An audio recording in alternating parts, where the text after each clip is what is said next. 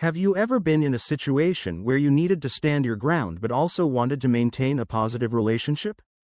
It's a tricky balance, but it's absolutely possible to be both assertive and likable. Today, I'm breaking down 3 key strategies to help you master this skill: building rapport, staying strong, and posturing effectively. Building rapport. Let's start with building rapport. This is about creating a connection with the other person before diving into the nitty-gritty of the conversation. Think of it as warming up before a workout. It sets the tone for everything that follows. Why is rapport so powerful? When people like you, they're more likely to make concessions or work with you. It's human nature. We're more inclined to help someone we feel connected to. For example, if you're negotiating with someone who's a fan of the same sports team as you, that shared interest can create an instant bond. How to build rapport. Find common ground. Look for shared interests, experiences, or values. Be genuinely curious. Ask questions about their perspective and listen actively. Show empathy. Acknowledge their feelings or challenges. Even a simple, "I understand where you're coming from," can go a long way.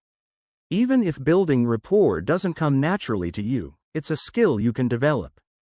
For example, if you're more analytical, create a structured approach, like spending the first 10 minutes of a conversation focusing on rapport building before diving into the details.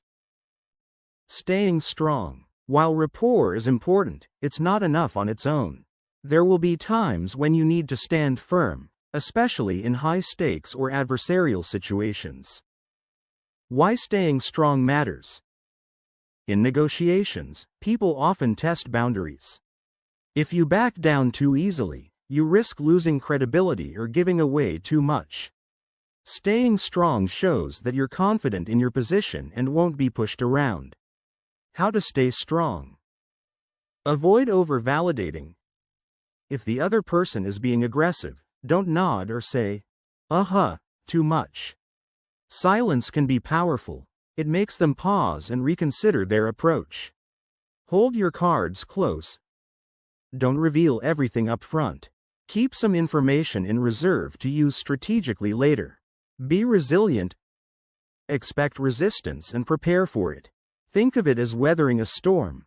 You'll come out stronger on the other side.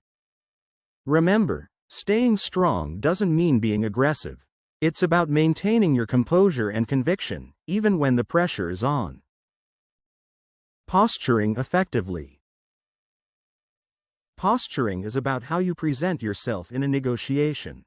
It's not about being fake, it's about strategically showing confidence and strength. Why posturing works. In negotiations, perception matters. If you appear confident and prepared, the other person is more likely to take you seriously. Posturing is like playing chess. You strategically position your pieces to control the board and anticipate your opponent's moves. How to posture effectively. Use body language. Maintain eye contact, sit upright, and avoid fidgeting. Small gestures like a firm handshake or a calm demeanor can make a big difference. Set boundaries. If the other person is being unreasonable, don't be afraid to push back. A simple, "I disagree," or "let's revisit that," can reset the tone. Stay calm under pressure. If things get heated, take a deep breath and respond thoughtfully rather than reacting impulsively. The key is to use posturing as a tool, not a weapon. You're not trying to intimidate the other person. You're showing that you're a serious and capable negotiator. Last but not least, know your BATNA. Before entering any negotiation, it's crucial to understand your BATNA, your best alternative to a negotiated agreement. This is your fallback plan if the negotiation doesn't go your way. Why BATNA matters. Knowing your BATNA gives you confidence. If you have a strong alternative, you're less likely to settle for a bad deal. It also helps you avoid feeling desperate, which can weaken your position. How to improve your BATNA. Explore other options. If you're negotiating a job offer, try to secure another offer or at least schedule interviews. Assess the other side's BATNA. Often, their alternatives aren't as strong as they seem. Recognizing this can give you a psychological edge. Final thoughts. Being both assertive and likable isn't about choosing one over the other, it's about balancing the two. Start by building rapport to create a positive foundation, stay strong to protect your interests, and use posturing to show confidence. And always remember your BATNA, it's your safety net and your source of strength. Mastering these skills takes practice, but the payoff is huge. Whether you're negotiating a deal, navigating a tough conversation, or simply trying to get your point across, these strategies will help you do it with confidence and grace. Let me know in the comments, what's your go-to strategy for being assertive and likable? And if you found this helpful, don't forget to like and subscribe for more tips on mastering life's challenges. Thanks for watching.